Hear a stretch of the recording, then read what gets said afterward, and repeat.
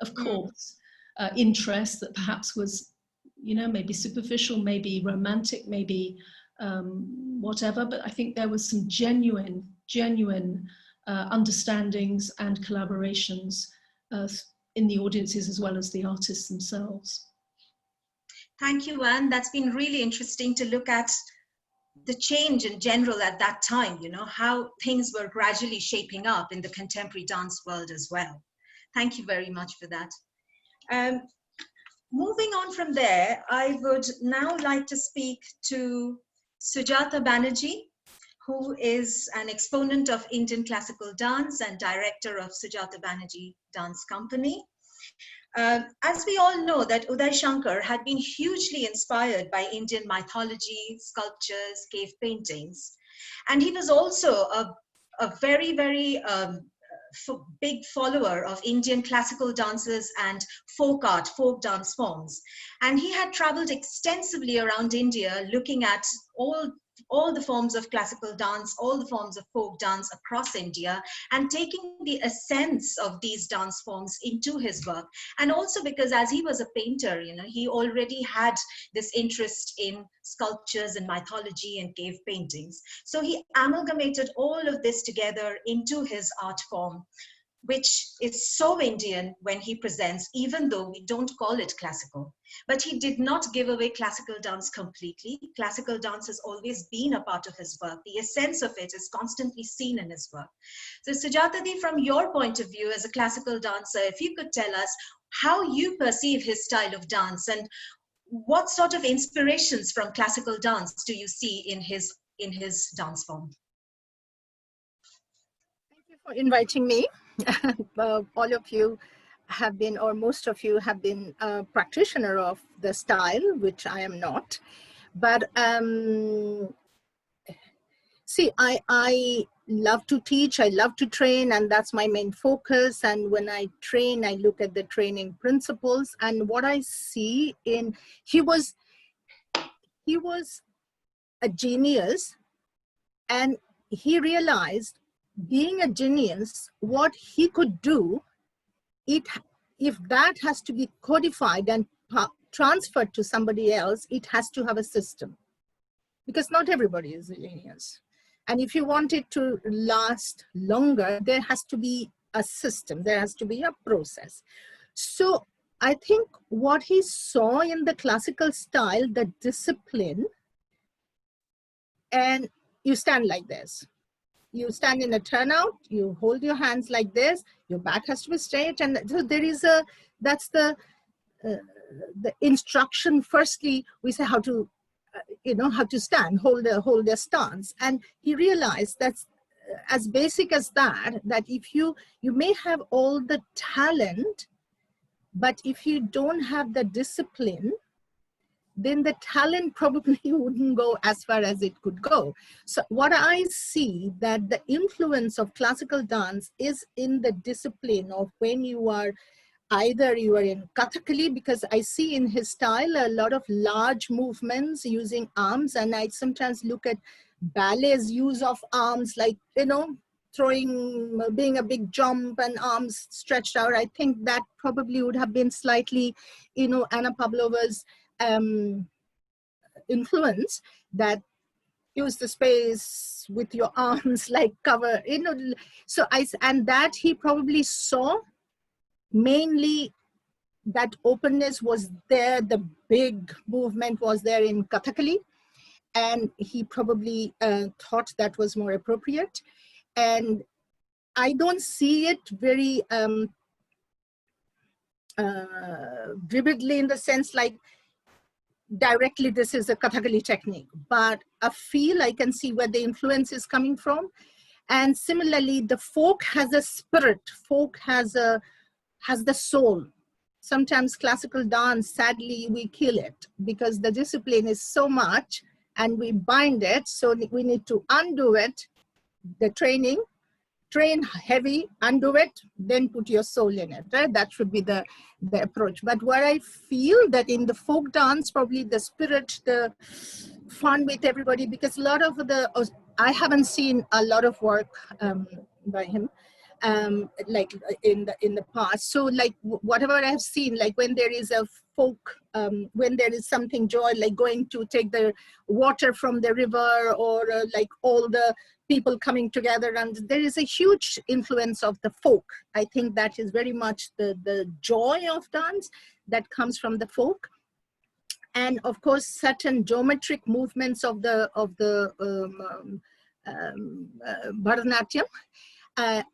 I think there are certain subtleties, little things that probably would have been from Kathak, like some little, just a little turn, or you know, not certain gestures, and certain very subtle, not just like vivid eye movement or anything, just a certain eyelid, or, you know, like bariki as we call, like little things. So, but I sometimes feel as he was really, I feel, a genius in that way, that it came out in his own language. Subconsciously it went. It's not that I'm going to take this. Subconsciously it went, and it came in the conscious movement.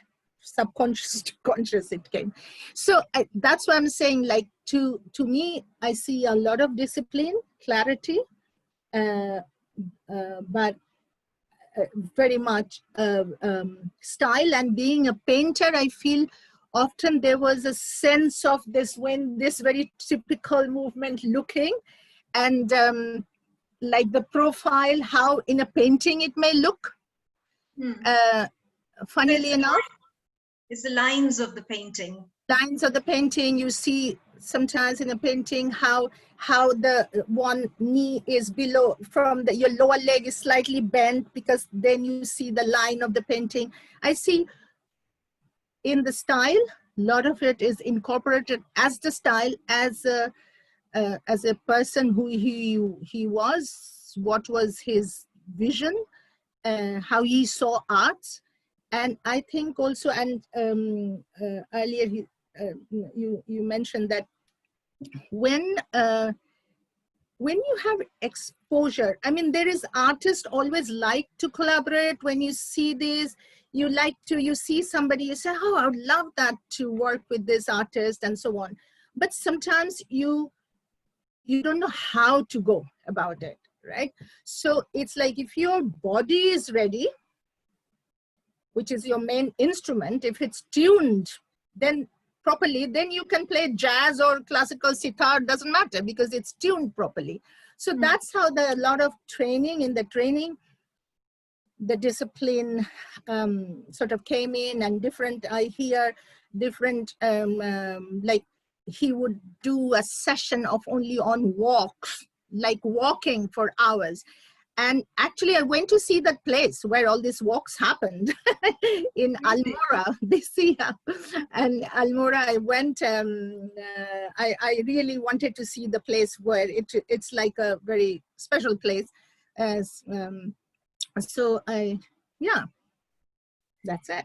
So that's very well put, Sujatadi. From what you said, what I draw is that there is this one man who does this dance, and his dance form reflects all parts of India.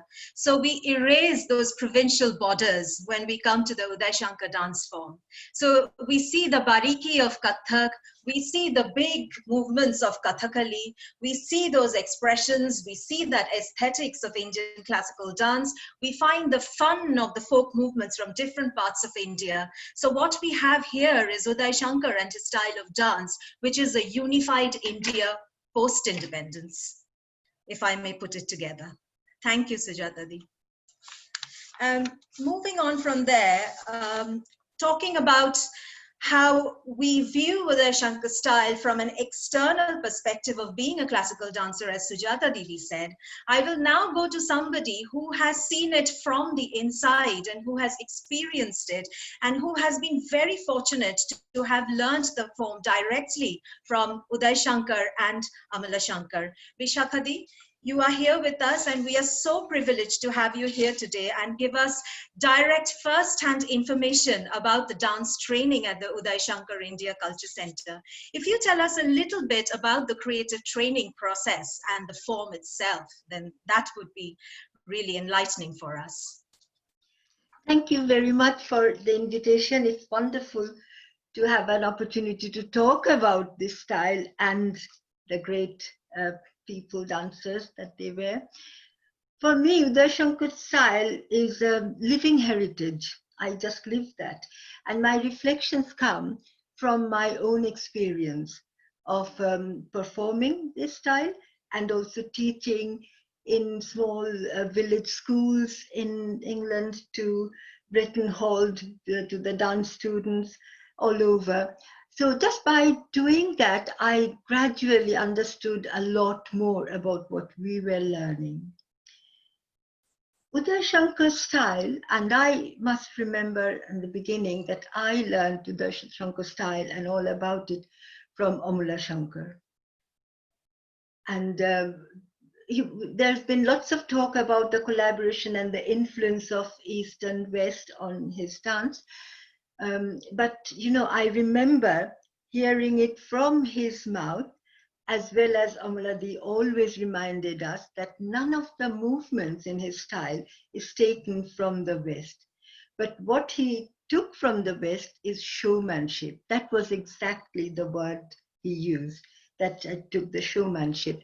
So in his productions, we see not only beautiful dances, we see lots of a new concept of choreography, group choreography. The whole music, style of music changed. First time when his collaboration with Timur Born started, there was Indian orchestra to dance to. And his dances again was with music, not so much with spoken word songs. So we were not bound with any regional language there. And also he used a lot of various stagecraft was a very important thing in his own work. And in our own training in the school, we were also made aware of that. So even these days, when I think of a dance, I cannot just think about the music and the movements. Immediately, I have to think about what to wear, what color goes with it, whatever will be the right mood of it. So in very small way also, we always look at the total theater concept of his work. So those were kind of a new thinking within Indian dance so much. And then his dancing career started in the West. And he was then representing whole of India. I think we all have got that experience of going somewhere and carrying the whole burden of representing whole of India there. So in those days, he must have had a lot more of that. And his dance, his style and his productions, everything really represented India and whole of India, which you also touched on to that. So this, and not just with his collaboration with Pavlova, but also with his tour of India with Alice Bonner, he watched lots of different styles of folk and classical dances. He observed and absorbed all of those within his thinking of dancing. So what he produced became completely non-provincial and for all of India, which was a really important thing at the time, pre-independence. We needed a culture, some symbol of art, which was very purely Indian. And so I don't know what else can I say. You know, it was such a beautiful way of learning. And now I hear a lot about young dancers getting a taste of it with their other projects. And then I think how fortunate we were to know how to create dance, not only to learn. So having this world view, and also when we were learning, various cultural sectors of different embassies used to send their visitors to the dance school to see. As a result, we had an idea of dance worldwide. We never thought that audience is only in India. So we had a wider perspective from the dance learning as well. So Amula, they always say that I don't want you to be just a good dancer. I would like you all to be a good artist. And more than that, a good, sensible world citizen. So what we learned in the dance school was not just the dance, we also learned a kind of philosophy for life. That's very interesting, Bishakadi, because as you said, you know, in your classes, the way you were taught the dance form itself, it was a representation of so many dance forms that we see in India. And we see a reflection of that in his film Kalpana as well. Because the film Kalpana is full of, there are about 80 dance pieces in that film. And we visit like every corner of India through that film. We see India through that film. And it is a very, it resonates the current time at when this film was made in 1948, after independence, the condition of India at that time. So Uday Shankar was a person who was thinking not just dance in his head, he was responding to the political needs of the time. He was thinking of a country where there has to be one identity, one cultural identity. He was trying to bring a whole Indian consciousness to one place where we would be proud of our culture, the oneness in our culture. So as you say that what he was teaching was not just dance, it was philosophy of life, how one would live and how one would coexist, collaborate not just through movements, maybe collaborate through ideas, through political views, through everything that is around us. Bishakadi, there's just one other thing I would like to ask you. If you could tell us, when we look at Uday Shankar's movement, there is a lot of upper body work. There are lots of arms, there is lots of torso. Do you think that because he started his dance career with Anna Pavlova and he was working on bodies which were from a different culture, was that instrumental in creating his dance form the way we see it today, that there is less footwork and more upper body work? Could you share your thought on that? I think one thing we need to remember that this dance style didn't develop as amalgam. It started from a very successful stage production. So we knew that it works. So from a successful production, we developed something which can be called a style. And within that, Sujata brought a very important point about discipline. It really has a discipline. It's a creative dance. So always you're thinking about the new things and creating new things. But that doesn't mean a haphazard pulling whatever you want with that. There is a principle, there is a system. It's quite precise. It has got the aesthetics. It can represent all of India because it was rooted in the aesthetics of the classical Indian dance. He never gave that away. And one of the things about the training in the school, we did not just go and learn creative dance or with what we call general dance, general class, only Uday Shankar style. We had to learn classical dances, 2-3 different styles of classical dances, Bharatanatyam, Kathakali, most of the time, Manipuri, Kathak. So, and when we learned those classical styles, there were no compromise. So he believed that body has got to know the right aesthetic, right anga shuddhi, the right balance. To develop the aesthetics, you can't just do that by reading. You have to really go through it to get it in your body so that you have got resources with which to make the creative steps. So that was always there. And what you have said, I kind of, I have not really come across any book where these things are analyzed. So it's just by going to teach, trying to find what are the movements that are transferable, and also have to remember within a limited time. So it was a collaboration. Pavlova called him to create 2 dance pieces for her. So it must have been a time-limited responsibility. So he had to find out the movements that will work.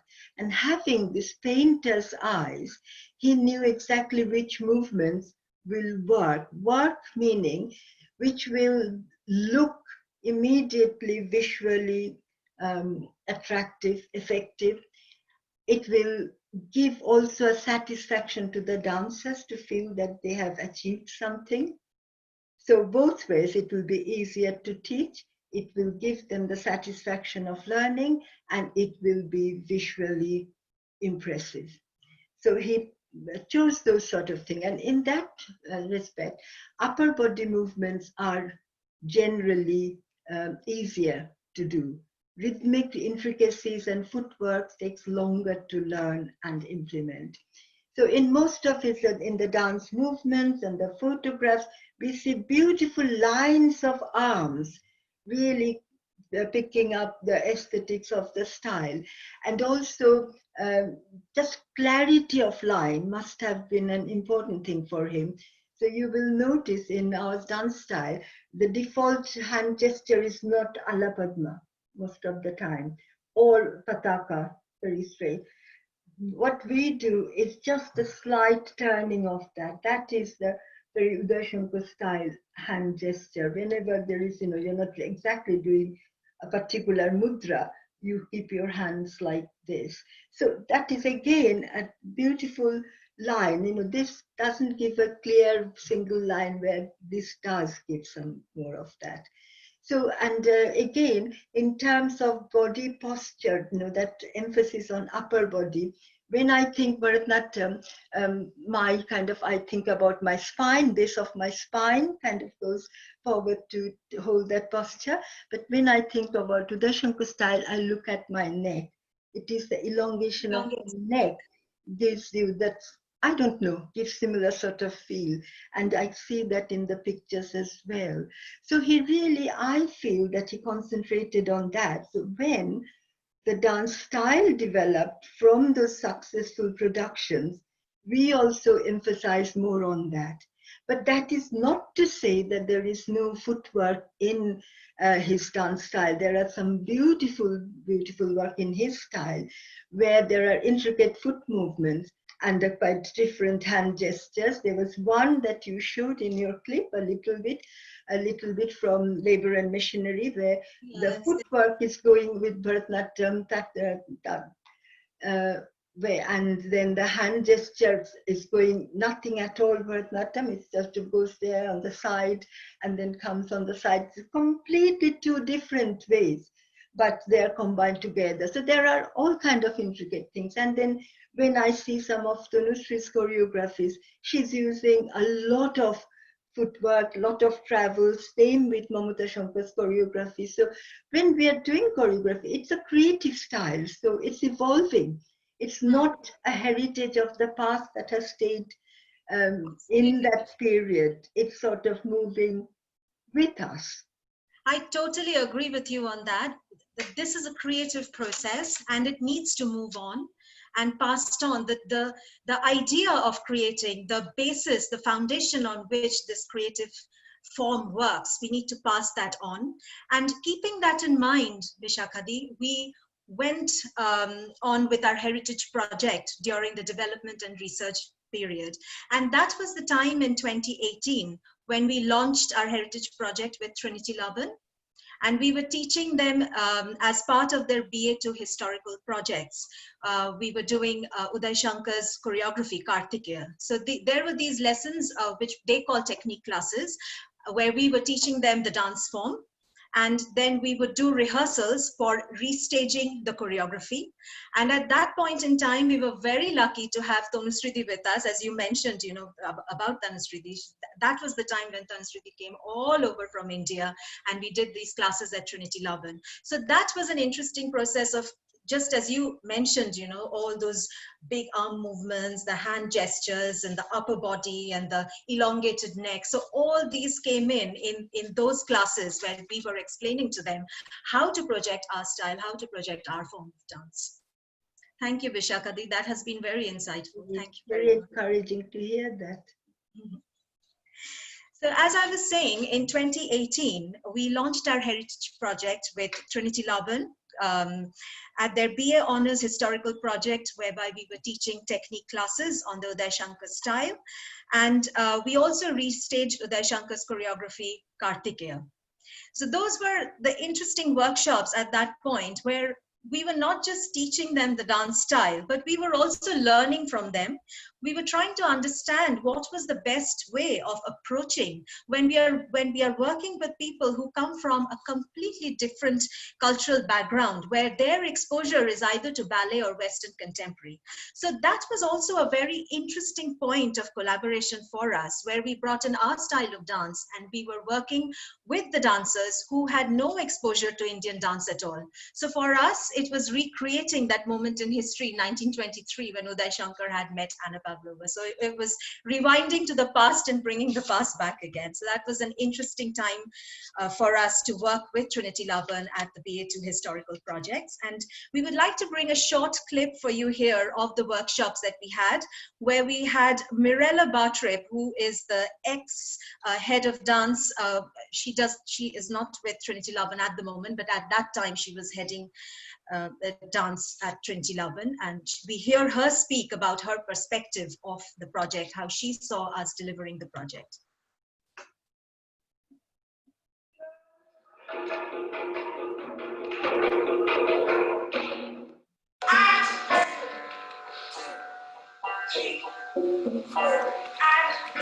Historical project, as we call it in the name of the module, and Dance Legends when it comes into performance, is a very important part of the second year undergraduate contemporary dance curriculum. We want to ensure that students have a broad understanding of the contemporary relevance of our ancestors in contemporary dance, and particularly to enable the students to understand cultural contexts within which dance was created and performed.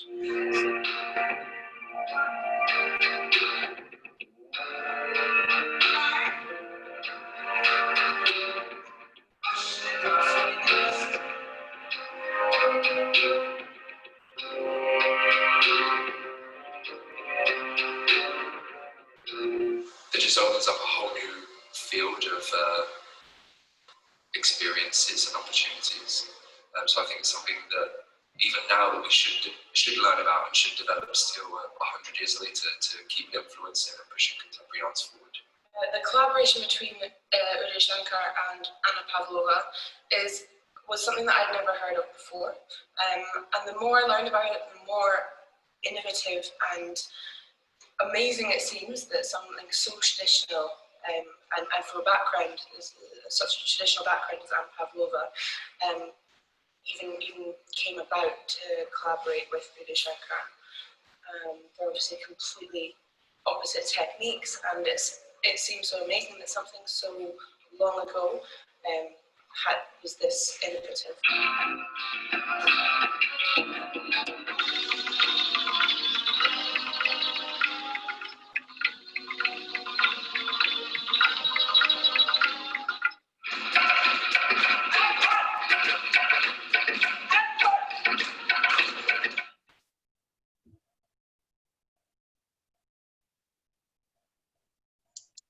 So that was a short extract from our long 4 weeks of program at Trinity Laban, which was very interesting, and we'll have Tanushriti shortly to speak in more detail about it.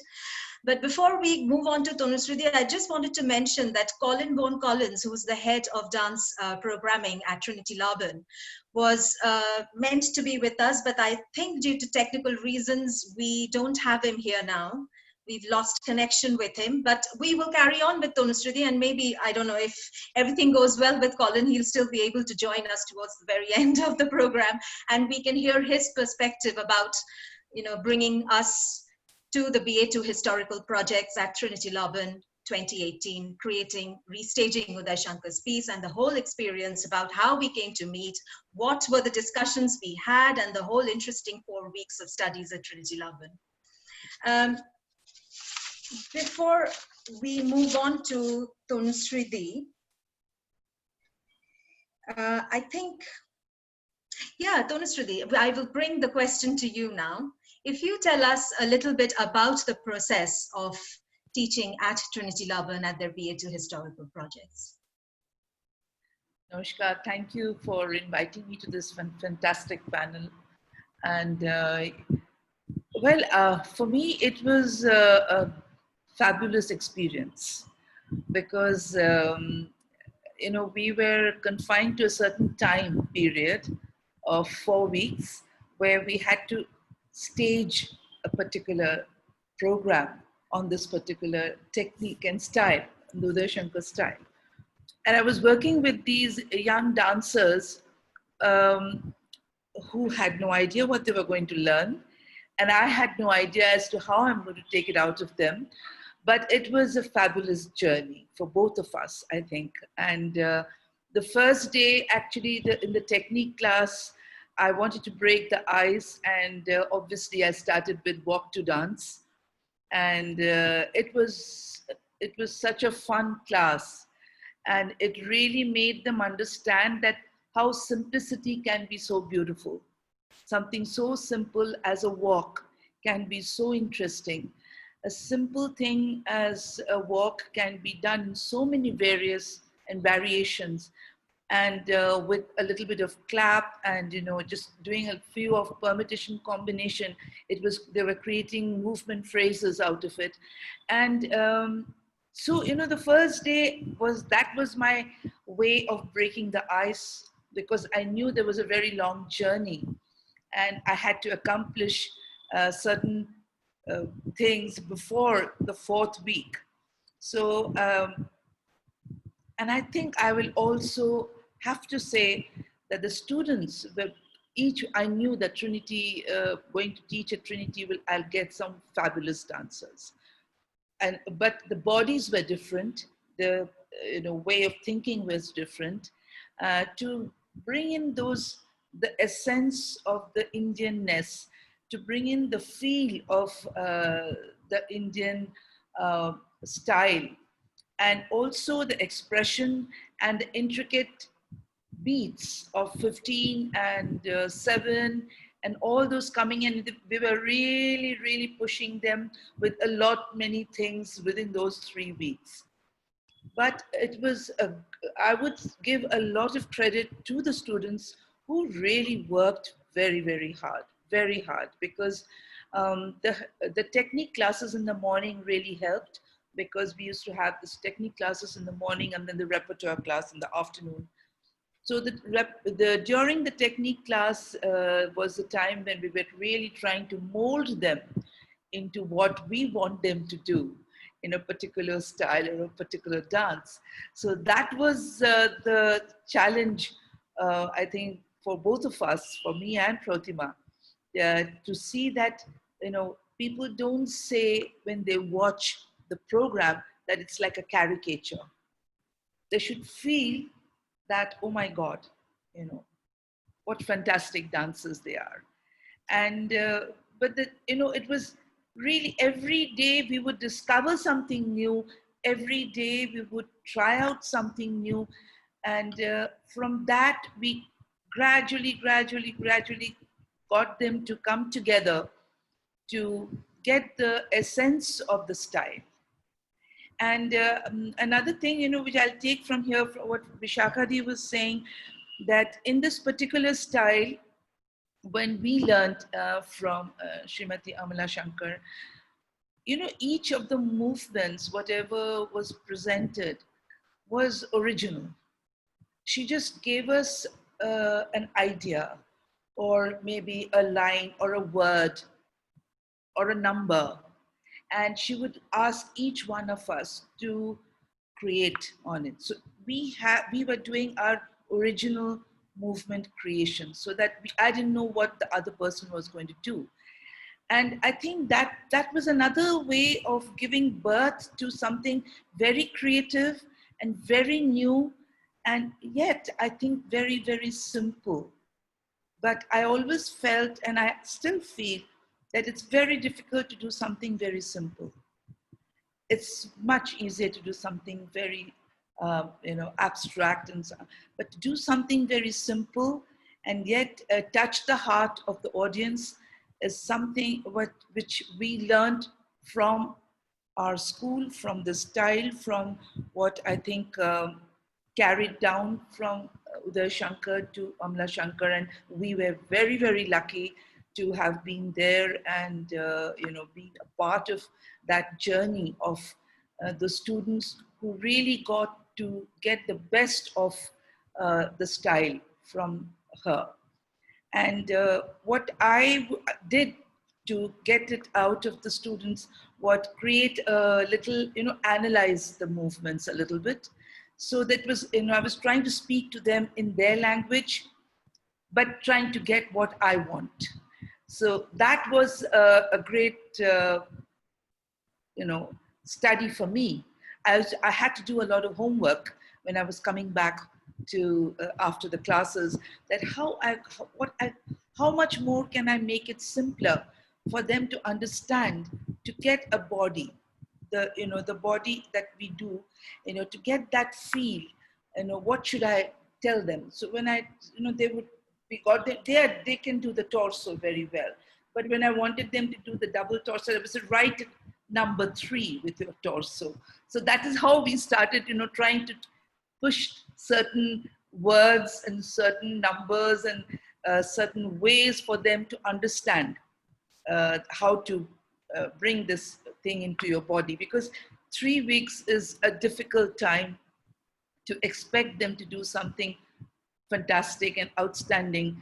But having said that, I felt, very, very happy, and I'm sure Protima must have felt the same when we were seeing them perform after 3 weeks, and the kind of work that they did, and the kind of performance. I mean, I was crying.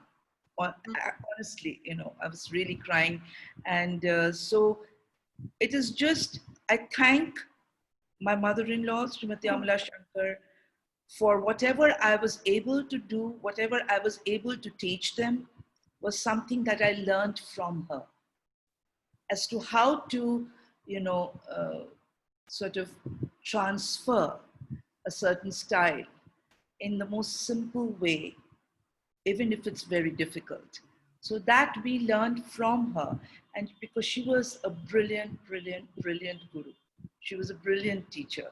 And I'm sure Piali and Vishakha Di, even Protima, would agree with me. And I have always tried to not even be near the way she did, but at least try to impart my training to the others the way I've learned from her. And it was no less, I didn't do anything different at the Laban with the dancers over there. I tried to deal with them in the same way that we learned. And the first couple of days, it was like a teething period, and we were both coming to know each other. The students were coming to know us, and we were coming to know the dancers. And once that ice was broken, and once we started understanding each other, the whole journey became much more smooth, and the whole journey became much more beautiful, I would say. And that was absolutely mesmerizing, Tanushree. As you said, we were in tears when we watched the performance. And today I have got a little extract of that 15 minutes piece, starting with Uday Shankar's Kartikeya, and then moving on to the bits that you choreographed as well as part of the 15 minutes piece that we did for the BA2 historical projects. If we can have the clip, please, then we can share with everyone today.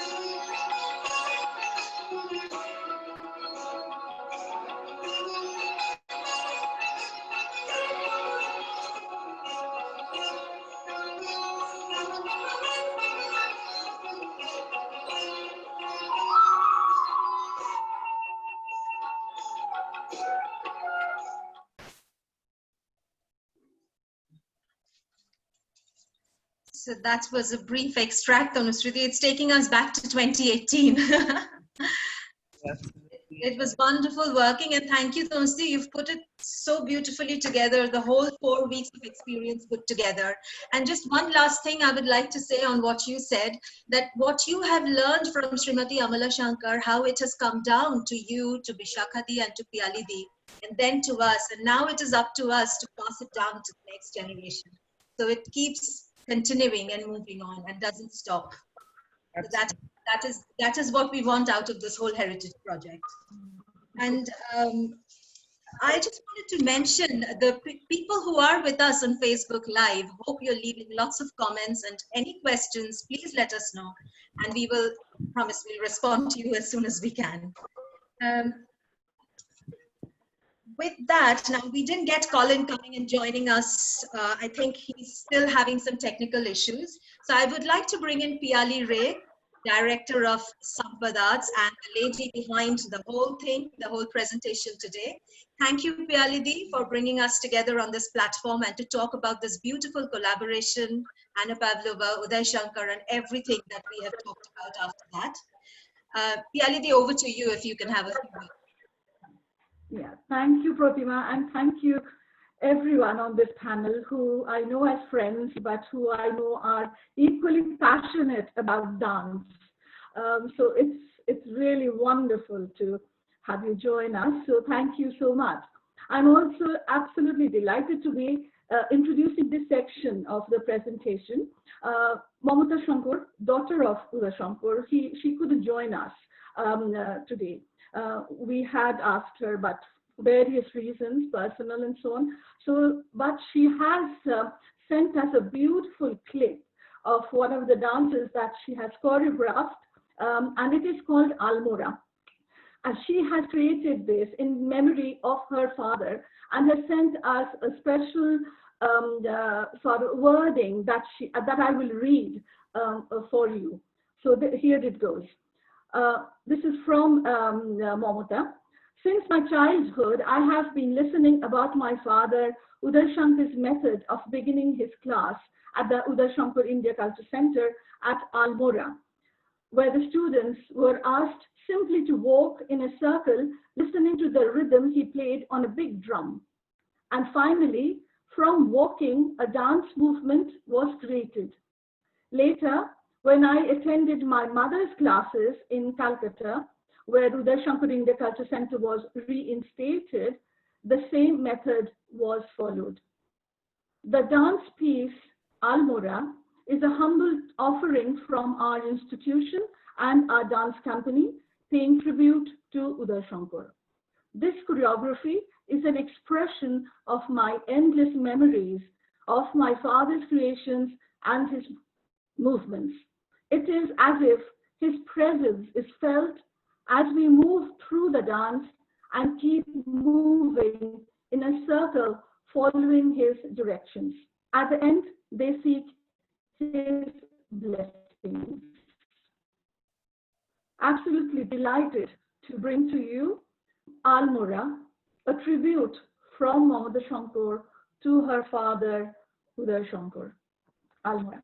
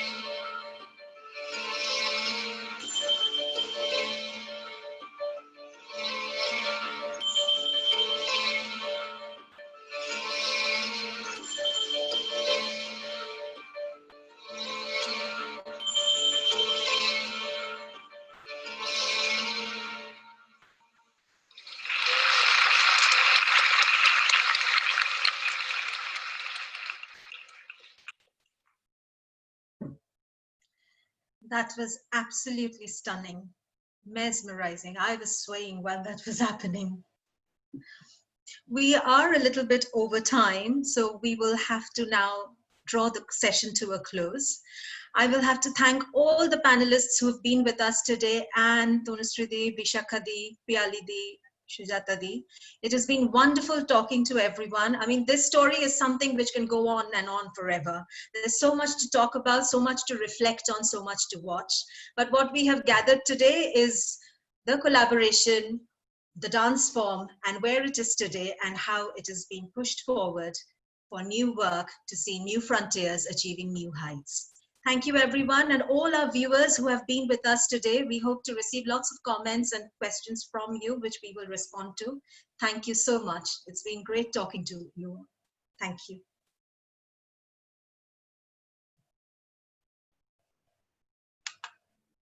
Yeah, we've stopped streaming. Well done, everybody. Well done, Pratima. Amazing. Thank you. Write something. Beautiful. You did fantastically. Pratima, very good. Very, Pratima. Thank you. Really good. Like holding it, summing it up. And Professional. like, yeah, very good. Very Nice. good.